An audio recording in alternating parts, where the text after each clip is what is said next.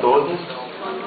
É um prazer poder voltar aqui nesta universidade, onde já pude estar por diversas vezes, em particular no serviço social e também no NETES.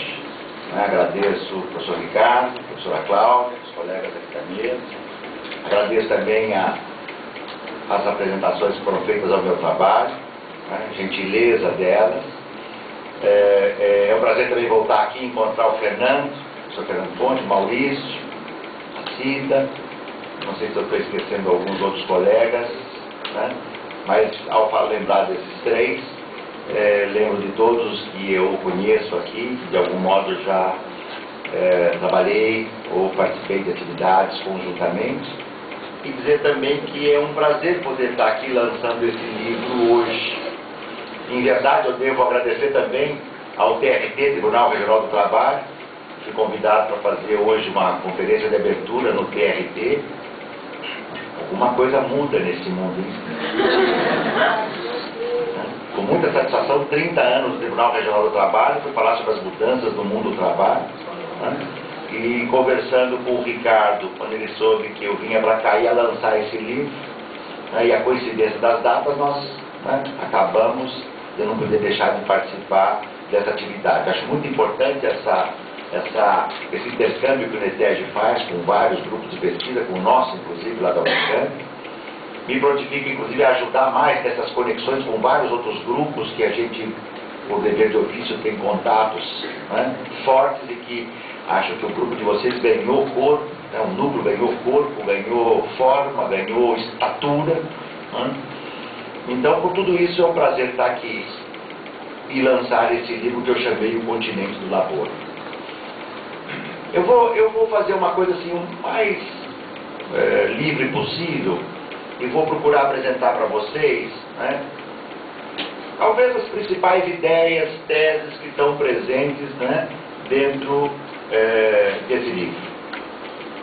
As principais ideias, nem sei se são as principais, mas algumas das ideias que numa primeira síntese que eu fiz, elas me pareceram, né, pertinentes e que poderia ser interessante, ao destacar essas teses, ajudar um debate. E eu tenho que começar então dizendo, primeiro, por que o Continente do Labor, e um pouco duas notas, duas palavras sobre este livro, né? Se eu começasse pelo segundo ponto, eu diria que este livro não nasceu de um projeto de pesquisa como Adeus ao Trabalho, ou como O Sentido do Trabalho, ou como Riqueza e Miséria, né? Para pegar essa geração, digamos assim, que eu tentei entender o mundo do trabalho atual e debatendo com os autores que, de algum modo, iniciavam um processo que parecia pujante, né, de desconstrução do trabalho. Hoje, os desconstrutores do trabalho definharam. Todos eles estão calados e não estão dizendo uma palavra sobre as lutas sociais que estão ocorrendo, né? E esse que vos fala, né, não consegue descansar, de tanto que eu sou chamado hoje pela grande imprensa, para não falar dos movimentos sociais, dos partidos, das lutas sociais, para tentar ajudar a compreender o que está se passando. Hoje é fácil, às vezes eu brinco, hoje está fácil debater, entende? Mas nos anos 90, quando a gente vinha aqui fazer a defesa desse autor magistral, não era fácil. Quando nós dizemos na sociologia, nas ciências sociais, que o trabalho era uma categoria vital, tinha gente que dizia, o trabalho acabou, só ele que não percebeu. Agora estão calados. Estão calados. Porque as forças, o que nós estamos vendo hoje no mundo, né, as lutas globais, né, todas elas têm conexões com o trabalho. Todas elas têm. Né? E quando eu digo tem conexões com o trabalho, é porque o desempregado ou a desempregada é parte decisiva da classe trabalhadora. Ah, mas ele está desempregado. Está desempregado do quê? Não tem emprego, não tem trabalho. Né? Então as conexões são íntimas. Adicionadas àquilo que eu vou tentar mostrar aqui, as dimensões classe, gênero, etnia, né? Entre tantos outros elementos que estão presentes. A segunda ideia é porque este livro, né? Desde que meu livro Adeus ao Trabalho foi publicado pela primeira vez na Venezuela, no final da década de 90, depois no início de 2000 na Argentina, e da Argentina uma série de outros países, Colômbia, México, né? Espanha, e o mesmo com o livro Sentidos do Trabalho, inicialmente Argentina, eu tenho, digamos, mergulhado mais intensamente na América Latina. Ido muito à América Latina. Argentina, Uruguai, Colômbia, México, Cuba, Guatemala, Peru. E nessas viagens pela América Latina, sempre a convite de um congresso, de um encontro, de um movimento social, de revistas, me tornei quase fundador da revista Herramienta na Argentina. Eu digo quase fundador porque quando o número 1 saiu, um editor da revista me escreveu pedindo se podia publicar o capítulo 4 do Adeus ao Trabalho, que ele tinha lido e tinha gostado. Eu prontamente atendi, e desde então me tornei no número 1 da revista, partícipe, membro do comitê editorial, e isso me fez então, digamos assim, acompanhar mais atentamente o que se passava na América Latina. Muitos debates com sindicatos, com movimentos sociais, com partidos, com universidades, com encontros. E tudo isso fez com que, num dado momento, respondendo, escrevendo textos, eu tinha juntado um conjunto de artigos livres sobre a América Latina. Um publicado aqui, outro ali, outro para ser publicado acolá. E num dado momento, isso ocorreu no ano passado, indo a Mendoza, na Argentina, e num intervalo que eu fui dar um curso na Universidade de Mendoza, na Argentina, e no intervalo entre um dia e outro de aula, os colegas que me convidaram para ir para lá falaram: professor, vamos fazer um passeio, o que você gostaria de fazer? Eu gostaria de conhecer um pouco aquele lado não visível. E nós fomos em direção ao Andes, Cordilheira dos Andes. Foi uma viagem majestosa, boa tarde, fomos e voltamos. Uma viagem excepcional. E andando naquela Cordilheira dos Andes, ali bateu uma coisa especial, que é a ideia. Então, o continente latino-americano tem uma particularidade, ele tem uma especificidade. Ele tem traços que o singularizam.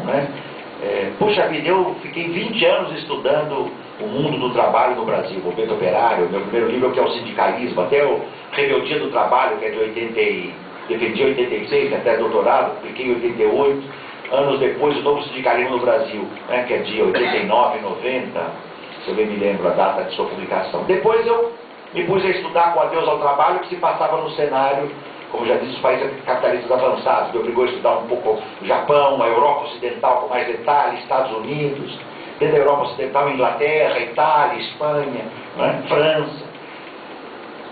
E eu falei: puxa, acho que eu podia pensar em fazer algo sobre a América Latina. E nasceu a ideia desse livro. E por que o continente do labor? Então é a primeira ideia, talvez, deste conjunto de artigos.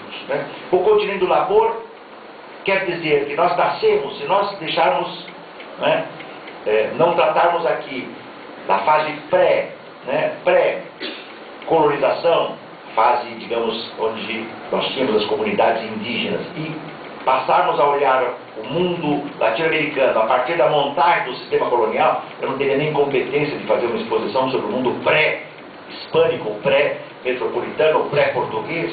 Há especialistas, estudiosos do modo de vida indígena. Mas se nós formos olhar a partir da montagem do sistema colonial, Caio Prado nos tem uma indicação que é precisa. Talvez a minha primeira inspiração nesse livro seja Caio Pradiano. Caio vai nos mostrar que, ao contrário da montagem da colonização nos Estados Unidos da América do Norte, aqui nasceu um sistema de colônias com base na exploração.